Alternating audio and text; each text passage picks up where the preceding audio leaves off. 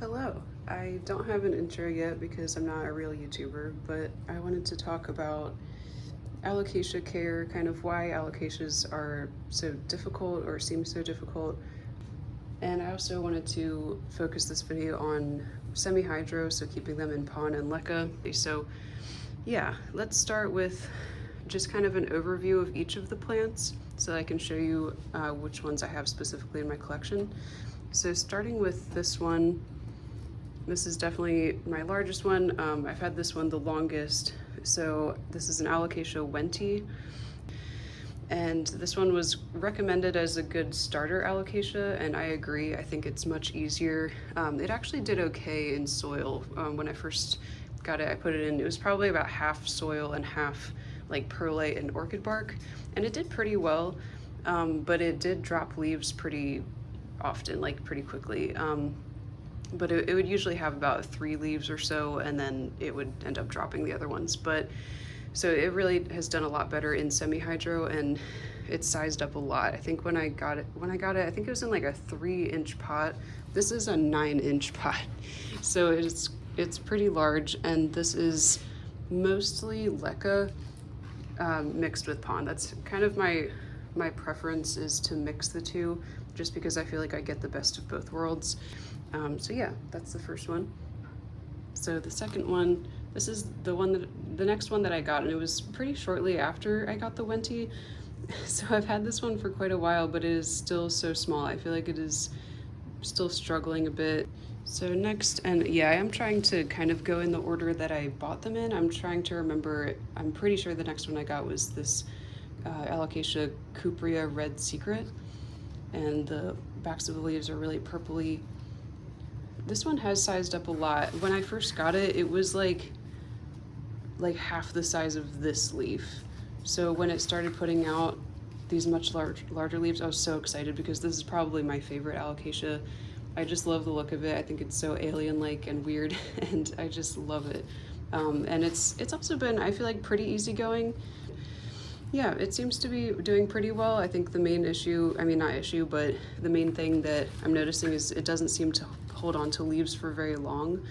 So like I said, that's something that I want to talk more about later. But like, this leaf is starting to droop, and yeah, I'm like, you only are gonna have 2 leaves once this one goes. It looks like there is a new leaf coming in here, but it is a little bit frustrating when they don't want to hold on to leaves for very long. So next up is my Alocasia Black Velvet. I don't think this one gets very large. I'm happy that it has so many leaves, and it does have a corm, so this is actually 2 plants. So this is the original plant, and then this is a corm that sprouted. So these 3 leaves here are the baby plant, and then this is the original plant. And it's also flowering, which I'm going to just chop the flowers off, I think, just to help it save some energy. But here's one of the flowers. It's kind of, yeah, it's kind of like dried off on the outside. Anyway, there's one of the flowers, and then this is the other one, which hasn't opened yet. I feel like this one has been holding on to leaves a little bit more, a little bit longer than my other alocasias tend to. This is one, it completely died back to a stump. When I had it, I tried growing it in soil, I tried growing it in aeroid mix, and then I moved it to moss. It completely dropped all of its leaves and dropped all of its roots.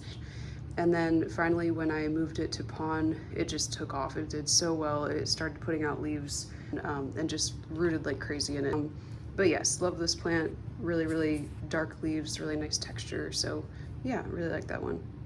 And next we have the Alocasia Tanderusa. So again, this one also has a corm. So here's the main plant, and then a corm that sprouted in here. Yeah, absolutely love the texture of this. It has kind of like a hairy texture to it, and just the leaf shape is so cool. So next is the Alocasia Scalprum. So this one looks pretty sad. I actually bought this little guy first, and he's doing okay, but has just kind of been growing slowly. But yeah, this is the newest leaf. And this is another one of my favorites, especially as they get more mature. The leaves are like almost black. And this one has a pot extender as well. I really, really love this one. So yeah, I've had this one for a while, but it seems to kind of be struggling a little bit. It seems to not really want to size up or anything. So then I actually randomly saw this one at the grocery store and I was so excited and I was like, I might as well get a big one. And it's kind of struggling. So as soon as I potted it up, it dropped all of its roots. The leaves completely curled up, as you can see. And so I put it in water. It was literally just the corm. I put it in water and let it reroot. And then I put it back into. Hopefully, since this one is more mature, even though it doesn't look the best right now, hopefully the next leaf will be. But yeah, I really, really love the texture of scalprum leaves.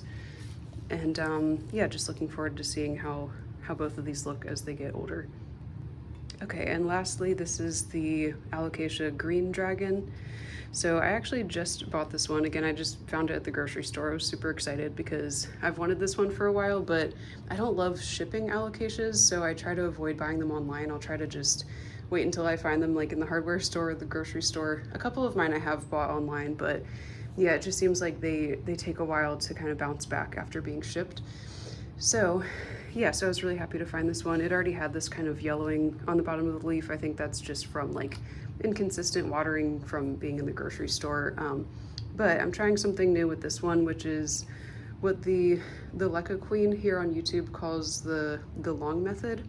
And I've tried it with other plants, but for some reason I never thought to try it with alocasias. But it's essentially where you keep them in water until they grow water. I'll probably keep it in water until I see a lot of new water roots, or until maybe it puts out a new leaf, because that's a sign that a plant has acclimated to your environment, is when it is able to grow new. I can kind of get into my care.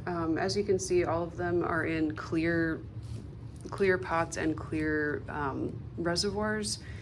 And that is just so that I can really make sure to keep an eye on the water level, because alocasias really cannot handle drying out.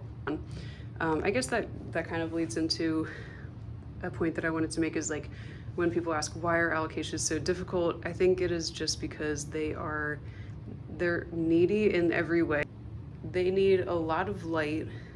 I think that's one issue that I see pretty often is in the winter time, people just keeping them like on a windowsill. And I guess this depends on where you live in the world, of course. In the winter here, the days get really, pretty short. It's maybe like 8 to 9 hours of daylight in the winter. For alocasias, that can cause them to die back and go dormant. And when an alocasia goes dormant, it takes a really long time for them to come out of dormancy, because it's basically them thinking that, the conditions are not good enough, there's not enough light, and or even if it's too cold, they can go dormant. And so they decide they're just going to die back and go down to a corm and just wait until the conditions are more favorable for them. If you live somewhere where the days get shorter in the fall and winter time, then you definitely need to have grow lights. Even if they don't necessarily, if you don't get a ton of light, like I don't. I have all of my alocasias under grow lights because my apartment just doesn't get that much. And then they're also needy in terms of water. So like I said, they can't handle drying out. They need to always have access to water. I do think that no matter what substrate you have them in, they need to have constant access to water. Another way that they are high maintenance, I guess, is, like I said, they're heavy feeders. So that can be another reason why they drop leaves, is if they're not getting enough nutrient. Another thing I wanted to talk about is transitioning an alocasia from soil to pond. I feel like with smaller alocasias, this tends to be pretty straightforward. So for example, with the scalprum, it was a little bit smaller than this when I bought it, but not much. And it came to me in soil. I just took it out of the soil, cleaned, the soil off. When it's initially kind of transitioning from soil to pond, I'll just keep a very, very tiny, tiny reservoir. With some plants, transitioning them to pond, I don't keep a reservoir at all. But with alocasias, like I said, they need to constantly have moisture. So I will just keep a very, very small reservoir. Once I see some new water roots growing in there, which alocasias root very quickly, then I know that I can increase the reservoir to about 1/3 of the way up the cup. This is just, I think the scalprum is so thirsty. I just watered this 2 days ago and the water level is already down to here. So I find that with transitioning a smaller alocasia, it tends to be a lot more straightforward. I feel like they're a lot more adaptable.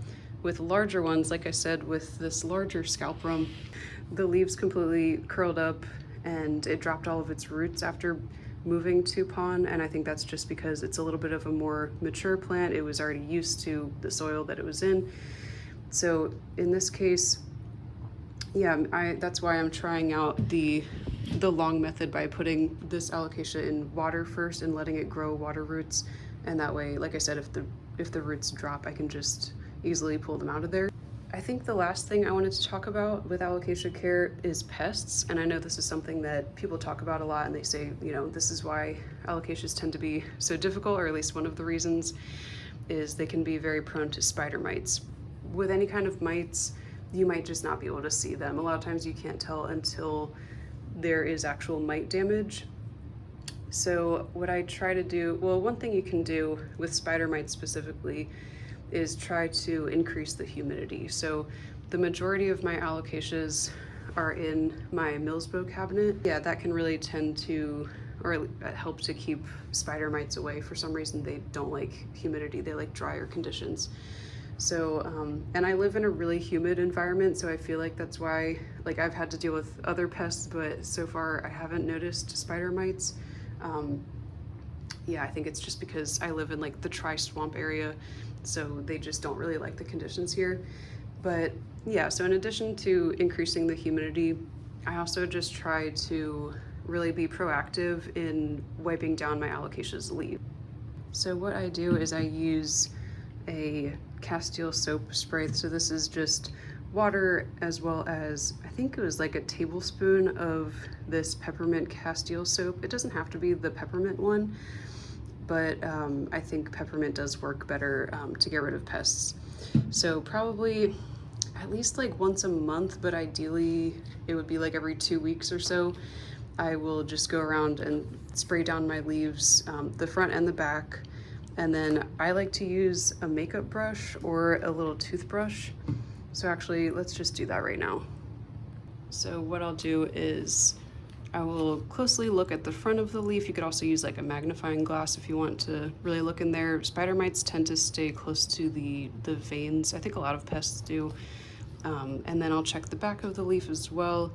I don't see anything, but so if I do see something, that's when I'll use Captain Jack's horticultural soap. But if I don't see anything, I will just use this Castile soap and just spray down the entire leaf, spray down the back of the leaf, and also spray down the petiole. And then just go ahead and use either this makeup brush or this toothbrush. With this plant, I tend to use the makeup brush, but if it's an alocasia that has more like grooves and like texture to the leaf, then I'll use the toothbrush just to like really get into those little grooves. So anyway, I'll just take the makeup brush, just go like this. And yeah, I feel like this is kind of relaxing. Like I'll put on a YouTube video or a movie or something and just go around, wipe down all my leaves. It also smells really nice. And yeah, this just helps to just prevent any pests. They're so, pests can be so infuriating when you get like a big infestation, but like I might have, you know, like little eggs on this leaf or something and not realize it. And because they're so like tiny and pathetic, then if I just take the makeup brush and just wipe them off, that will be enough to kill them and just prevent it from becoming a larger issue. I think that's probably the best way. You could also take all of your plants, put them in the shower and like rinse them down and like make sure to rinse the back of the leaves as well. But for me, I just find it to be easier to do this like leaving the plant on its shelf and just going around and doing this rather than like picking up the whole plant, taking it to the shower and wiping them down. So I hope that this was helpful just to kind of recap what we talked about. I feel like that can be helpful for me just to, sometimes I get to the end of a video and I'm like, I know they said something and now I can't remember what it was, like something I wanted to remember. So just to kind of recap, transitioning them from soil to pon, I would say either do the long method, so put them in water first, let them grow water roots, or like I said, for a smaller alocasia, maybe put them straight into pond, just keep a very small reservoir at first until they grow water roots. Make sure your alocasias are getting a lot of light, make sure they have constant access to water, make sure to fertilize pretty heavily, do pest prevention, so wipe down the leaves, use a deeper pot to postpone repotting as long as you can, and also use things like pot extenders. Yeah, I guess I kind of forgot to show a close-up of the Cooperia's pot extender. It doesn't go up very far, but I basically saw the start of some aerial roots there. So that pot extender will just help it to, like, you know, grow out those aerial roots and just funnel them down into the pot, which will, it helps to encourage the plant to grow larger leaves over time, because if it's able to grow out more roots, it kind of feels like it can stabilize itself, which will encourage larger leaves. I guess another thing to mention is that I use myco. So the one that I've been using recently is this Orca myco. This is a beneficial bacteria and beneficial fungi. I feel like it's been so helpful for all of my plants, but yeah, I feel like I've seen a difference with alocasias, just helping them to grow more healthy roots, and they just tend to drop their roots pretty easily. So I feel like the myco, I've seen a difference with them holding onto their roots longer. But yeah, I think that was everything. Please feel free to leave a comment, and thanks so much for watching.